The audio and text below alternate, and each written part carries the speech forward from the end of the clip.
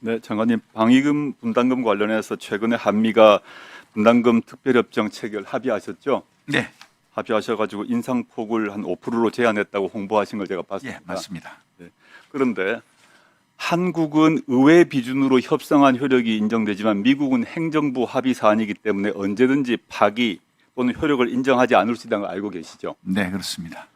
그런데 지금 트럼프 당선자 이후에 미국의 언론 보도에 따르게 되면 미국이 이미 우리 한미가 서명한 SMA에 대해서 사실상 무효화하고 재협상을 요구할 가능성이 높다고 보도가 나오는데 알고 계십니까? 예, 어떻게 하실 생각이십니까? 다시 한 마지막 부분 다시 한번 좀. 그러니까 미국 언론에 따르게 되면 네. 이미 우리 한미가 합의 서명한 SMA에 대해서 트럼프 새롭게 이제 취임을 하면 트럼프 당선자가 파기하고 완전히 새로운 협상을 새로 하겠다라고 요구할 것이라고 합니다. 그리고 이미 트럼프 당선자 측은 일본 정부에 대해서 이미 일본과도 합의를 했는데 다시 할 거다라고 통지를 했다고 알고 있습니다. 통지를 받으셨습니까? 통지받진 않았습니다. 그러니까 어떤 준비를 하고 계십니까? 의원님 말씀대로 우려는 다 하고 있습니다. 그러나 지금 저희 입장에서는 지금 현재 국회 비준을 지금 진행하고 있지 않습니까? 네. 최대한 빠른 시간 내에 국회 비준이 이루어질 수 있도록 노력하고 있고요. 우리 일단- 국회가 비준을 했다 하더라도 한국 의회 관계없이 미국에서는 다르게 할 수 있지 않습니까? 그렇다 하더라도 한미가 같이 우리가 비준이 돼서 한미가 같이 합의를 하고 이게 서명이 된 상태에서는 효력이 발생하기 때문에 그걸 이제 무시할 수는 없습니다. 그래서 최대한 알겠습니다. 그걸 이제 해놓고 예. 그 이후의 문제는 협의를 해 나갈 수 있도록 할 계획입니다. 장관님 2020년 4월 6일 유튜브 장군의 소리에 출연하신 적 있으시죠? 기억하십니까? 몇 년도요? 2020년 네네. 4월 6일 유튜브 장군의 소리 방송에 출연하신 적 있으시죠? 예, 그럴 겁니다. 아마. 네, 기억하시죠? 기억은 정확히. 여기서 못하겠는데. 말씀하신 내용을 기억 못하실까 봐 요약을 하겠습니다. 네. 핵무장 관련한 협상력을 발휘하기 위해서 우리가 초과분을 줄 수 있다. 방위비 협상에서라고 말씀하셨는데 같은 입장이십니까? 아, 예. 그 얘기는 어떤 논리냐면 지금 트럼프 대통령이 이제 여러 가지 그 방위비 협상을 압박을 가하고 또 그 외에도 여러 가지 이제 뭐 한미 동맹과 관련된 연합훈련 문제, 그다음에 이제 전략자산 문제 이런 것들을 가가지고 굉장히 요구를 많이 하지 않겠습니까? 그래서 그러한 부분에 대해서 우리가 필요하면 네, 하나의 지렛대로 활용해서 필요하다면 우리가 더 기회적 요인으로 가질 수 있도록 협상이 가능하다 이 뜻입니다. 그럼 2기 트럼프 정부에서 방위비 협상이 새로 요구될 때 장관께서는 그 새 협상에 있어서 새 협상을 핵 정책과 연결시키실 생각이십니까? 아, 그 부분은 제가 뭐 지금 정책 결정자가 아니라 사실 외람되지만 우리 의원님께 그런 어떤 말씀을 답변을 명확히 드릴 수는 없고요. 근데 지금 장군의 소리에 출연해서 말씀하셨던 취지는 핵 정책으로 나아가겠다. 핵 보유 정책 또는 핵 잠수함, 핵무기 포함해서 라는 취지로 저는 들었습니다. 제 개인 의견입니다. 개인 의견이십니까? 네, 그렇습니다. 예. 그럼 우크라이나 참관단 관련해서 말씀 여쭙겠습니다. 아까 김병주 의원님 또 위원장님도 그 말씀하셨기 때문에 현재 이 참관단 파견은 현재 훈령인 해외 파병 업무 훈령을 근거로 개인 단위 파병을 허용한다라고 국방부 말씀하고 계시죠? 네. 그런데 그 조문 보셨습니까? 개인 단위 파병이 허용되는데 요건이 있습니다. 첫째, UN 지역안보기구 특정국의 요청에 따라 유엔의 요청 없었죠. 지역안보기구 요청 없었죠. 네. 우크라이나의 공식 요청 있었습니까? 없었습니다. 없었습니다. 네. 개인 단위 파병을 그 말씀하신 헌법이 아니라 훈령에 따르더라도 유엔 지역안보기구 특정국 세 군데 한 군데 요청이 있어야 됩니다. 두 번째, 요청이 있다 하더라도 두 번째, 유엔 PKO 및 다국적 평화 유지 활동의 임무를 수행하기 위해서만 가능하다고 훈령이 되어 있습니다. 알고 계시죠? 근데 지금 아까 말씀하셨을 때 우크라이나 파병은 현행 해외 파병 업무 훈령 요건에 충족이 안 되는 것입니다. 이 얘기를 하지 않으시고 이 훈령 얘기를 하시면 안 됩니다. 훈령의 요건에 맞지 않기 때문입니다. 헌법은 말할 것도 없고. 그래서 지금 보면 지금까지 이 훈령에 따라 개인 단위 해외 파병했다고 하는데 목록을 한번 볼까요? 지금 보시면 소말리아부터 쭉 있습니다. 저 모든 여러 차례의 개인 단위 파병, 이 훈령에 따른 개인 단위 파병이 있는데 모두 이 요건에 맞았기 때문에 개인 단위 파병을 한 겁니다. 우크라이나는 이 요건 훈령 2조와 4조에 안 맞는 거예요. 근데 지금 맞다고 말씀하시면 안 되는 겁니다. 제가 계속 이어서 말씀하겠습니다. 네. 그래서 훈령을 근거로 하면 안 되고요. 아까 장관께서 답변했습니다만은 우크라이나 정부에서 요청이 없었어요. 그거는 거짓말 하시면 안 되기 때문에. 그럼 요청이 없었는데 우리가 무슨 근거로 나갑니까? 저 훈령의 세 가지 요청 주체 중에 한 명도 요청을 안 했습니다. 무슨 근거로 개인 단위 파병을 했습니까? 네, 답변 드리겠습니다. 우선 그 좋은 질문 감사드리고요. 제가 아까도 처음에 우리 의원님께서 말씀 그 요건 띄워주세요. 해외 파병 업무 훈령 띄워주세요. 네, 요거 띄워주세요. 저걸 보십시오. 저기에 어떻게 해당되냐 이겁니다. 제가 이거 띄워놓고 제가 답변 드리고 또 답변 드릴게요. 예. 순서대로. 예. 우선 이게 파병에 대해서 이제 우리 임종도 의원이 말씀을 하시길래 참관단 관련해서 이 참관단에 관련된 것은 어떤 것도 결정된 바가 없다는 전제하에 말씀을 드린 게 참관단은 파병으로 볼 수가 없다. 어렵다라고 말이 말씀. 바뀌신 거예요. 지금까지 제가 국방부의 말씀- 공식 입장은 뭐라 그러냐면 이 훈령에 따른 개인 단위 파병이라고 조금 전에도 말씀하셨고 그 이전 모든 공식 브리핑에서도 저 훈령을 말씀하셨어요. 제가 말씀드릴게요. 그 뒤에 또 예. 다 말씀드릴게요. 예. 그래서 왜 그러면 파병이라고 보기 어려우냐? 그것은 세 가지 이유다. 첫 번째, 파병이 되려면요. 일정한 지휘 체계를 갖춘 국군 부대라는 전제가 있습니다. 근데 참관단은 지휘 체계가 갖춰진 부대가 아닙니다. 예를 들어서 소대, 중대, 대대, 여단, 사단 이런 게 아닙니다. 그냥 전문가들로 소수로 구성된 그런 어떤 전문가 집단입니다. 그리고 소수로 인원이 되어 있고요. 그 다음에 두 번째는 그 소수 인원들이 단기간 가게 되어 있고 무장을 안 하고 있습니다. 비무장을 하고 있습니다. 만약에 파병을 한다면 무장을 당연히 해야 되겠죠. 근데 비무장으로 하고 있거든요. 그래서 이런 어떤 것들하고 마지막 세 번째는 방금 우리 존경하는 조 의원님이 지적하신 대로 해당 당사국이 요청이 없었지 않습니까? 요청이 없었기 때문에 파병이 안 되는 겁니다. 그래서 요청에 의한 게 아니라 우리의 필요에 의해서 보낸 것이죠. 그래서 이건 파병하고는 상관없는 것이다. 그래서 우리의 필요에 의해서 참관단을 보내는 것이다. 이렇게 이해하시면 되고요. 그 다음에 거기에 그럼에도 불구하고 이걸 개인 파병이다라는 말씀이 계셔서 그럼 어디에 해당되느냐라고 질문이 계셔서 제가 답변 드린 게 아까 그거 좀 띄워주시겠습니까? 죄송한데. 아니요. 우리 조국 의원님께서 훈령 아까 조국 의원님 제시한 거 있잖아요. 거기 굳이 개인 파병이라고 말씀을 하시길래 어떤 다른 의원님들께서 굳이 그렇다면 저기 보시면요. 2항에 두 번째 줄에 보십시오. UN PKO 다국적군 평화 유지 활동 등의 임무를 수행하기 위해로 돼 있지 않습니까? 그것만 하는 게 아닙니다. 등의 임무입니다. 그 등의 임무에 이게 포함이 될 수가 있답니다. 참관단 파견이. 네. 네. 1분 더 드리시기 바랍니다.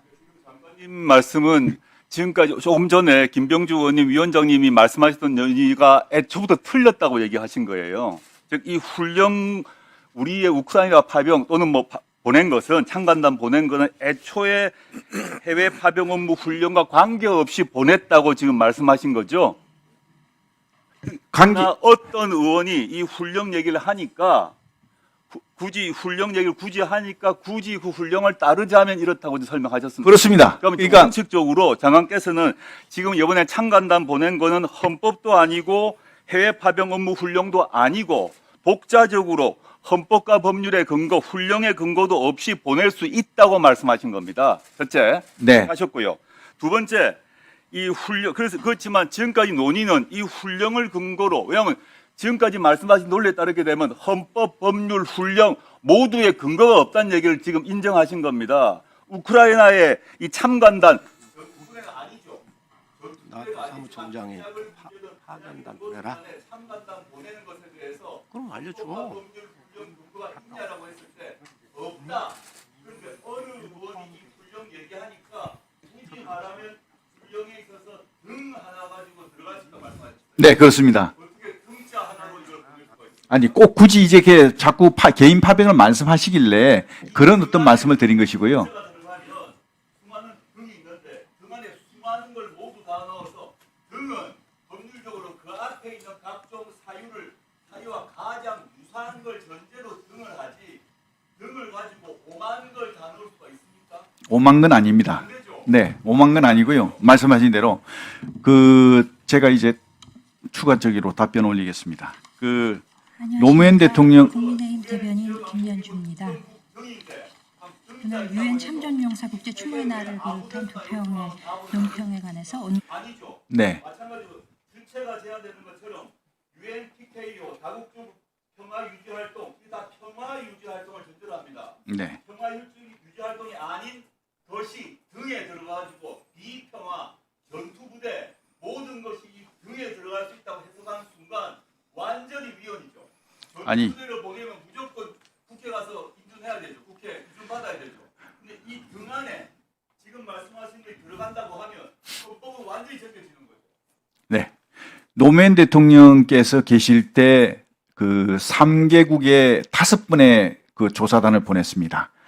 이라크 부분부터 시작해가지고 그 조사단 보낼 때요. 그 조사단 보낼 때 국회 허락을 받았습니까? 안 받았지 않습니까? 그 조사단을 그럼 왜 보냈을까? 그것은요, 행정부의 고유 권한입니다. 행정부의 고유 권한으로 보낸 거거든요. 이 참관단도 어떻게 보면 행정부의 권한을 가지고 할 수 있는 부분입니다. 지금 말씀하신 건 행정부의 권한만으로 헌법과 법률과 훈령이 규정을 하고 있지 않으나 아까 훈령도 근거가 아니라고 하셨으니까 헌법, 법률, 훈령의 근거가 없지만 행정부의 권한으로 참관단 파견이 되는데 노무현 정부 때와 차이는 노무현 정부 때의 그 조사단 구성원과 이번에 보내고 있는 참관단의 구성원이 다르고 목적이 다르기 때문이죠. 차이가 있죠. 좀 다르죠. 이거 다르지 네, 않습니까? 네.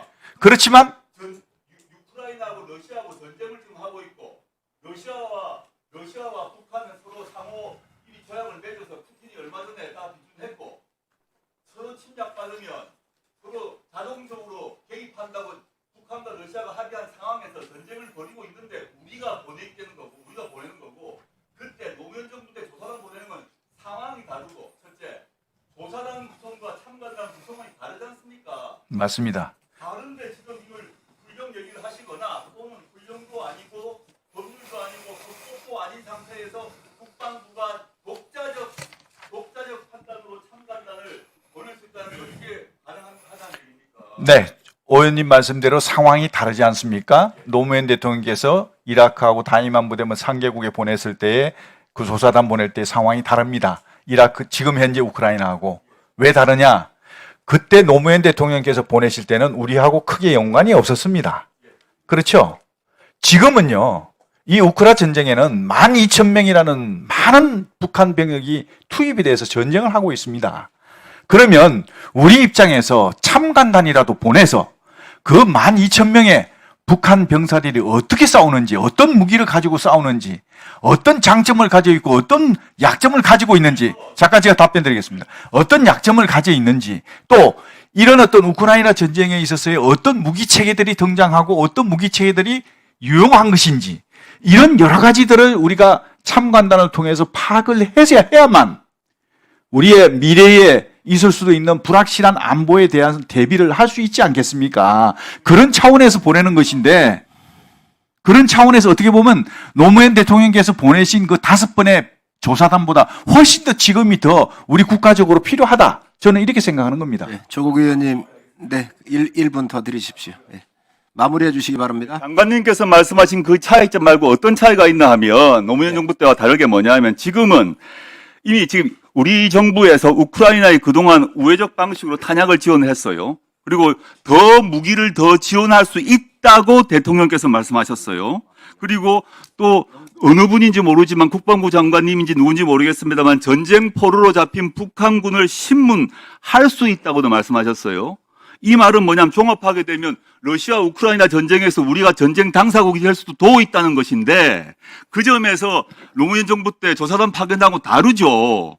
다르기 때문에 이 문제에 있어서 지금 전쟁의 당사국이 될 수 있고 북한과 러시아는 그런 조약을 맺어뒀고 우리는 직접 무기까지 지원할 수 있기 때문에 그게 우리가 러시아와 우크라이나의 전쟁 당사국이 있는 조건에서 지금 헌법과 법률과 지금 말씀하신 훈령의 근거 없이 보내는 게 되냐? 이게 제 질문 아닙니까? 네. 근데 지금 제가 말씀하신 전쟁 당사국이 될 수 있다는 위험이 있음에도 불구하고 헌법, 법률, 훈령 모두의 근거 없이 어떻게 국방부가 독자적으로 결정하느냐는 게 네, 그 부분에 대해서 제가 잠깐 답변 올리겠습니다. 무기 지원, 탄약 지원, 뭐 어떤 뭐 신문조 파견 뭐 이런 말씀하셨는데 그 어떤 것도 일단 결정된 게 없다는 전제하에 말씀드리겠습니다. 하실 계획이시지 않습니까? 그건 일부는 지금 이제 검토가 되고 있지만 아직까지 어떤 결정이 된 건 없습니다. 근데요, 이것이 시행되더라도 우리가 국제사회와의 연대를 통해서 이런 어떤 불법적인 침략이지 않습니까? 러시아의 우크라이나 전쟁이 합법입니까? 불법적인, 아니, 그러니까요. 아니 아까 그 훈령이잖아. 조국 의원님 정리해 주시죠. 유엔에서도 러시아의 우크라이나 침공은 불법적인 침략 전쟁이라고 아니 그러니까요. 제가 말씀드릴게요. 침략 전쟁이라고 딱 규정을 했습니다. 그럼 그 침략 전쟁에 우리가 어떻게 대응해야 될 것이냐? 장관님. 그것은 장관님 마무리해 주시고요. 네. 조국 의원님께서 질의를 충분히 하신 것 같은데 더 답변할 게 있으세요? 1분만 제가 하겠습니다. 네, 1분 하시죠. 예, 감사합니다. 그 침략 전쟁에 국제사회와 연대해서 강력히 대응하는 것이 가장 바람직하다. 그래서 이제 국제사회의 연대를 통해서 우크라이나의 상황을 고려해가지고 함께 이렇게 하는 것이고요. 그리고 과거에 우리가 70년 전에 6.25 전쟁 때 정말 자유 대한민국이 누란의 위기에서 국제사회의 지원을 받아가지고 오늘의 대한민국이 있는 거 아닙니까? 그럼 이런 어떤 상황을 고려하면 우리도 국제사회에 빛을 지고 있는 겁니다. 그럼 그런 걸 고려해서라도 우리가 해야 될 역할은 국제사회의 일원으로서 책임져야 될 책임성 있는 그런 일원으로서 역할을 해야 되지 않겠나 저는 그렇게 생각합니다. 아니지 않습니까? 그런 것을 그거에 대해서 논쟁을 한 게 아니라 어떻게 헌법, 법률, 국방부 훈령에 모두 근거가 없는 파견을 하느냐는 걸 질문입니다. 앞으로 다음 기회에 어떤 법적인 근거로 헌법, 법률, 훈령 세 군데에서 근거 없이 어떻게 보냐를 알려주세요. 이상입니다. 네.